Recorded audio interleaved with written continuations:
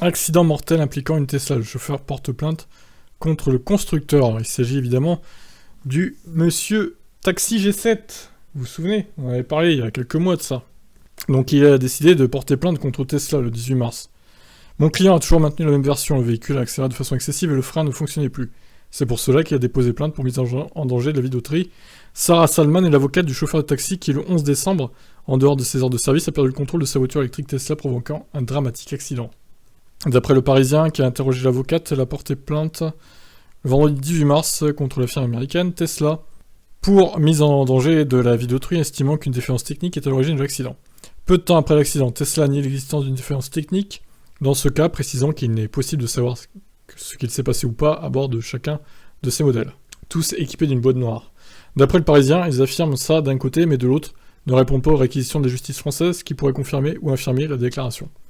Plusieurs plaintes ont déjà été déposées contre Tesla, notamment aux US. Les véhicules de la firme américaine sont impliqués dans au moins 11 accidents graves.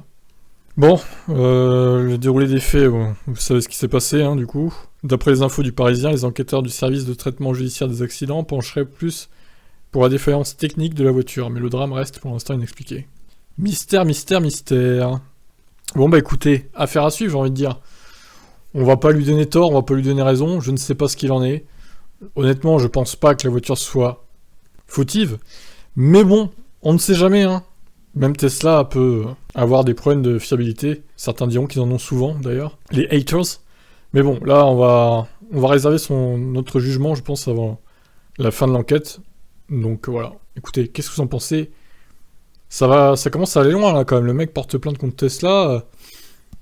Étonnant. Quelle va être la suite de tout ça? Je vous laisse commenter.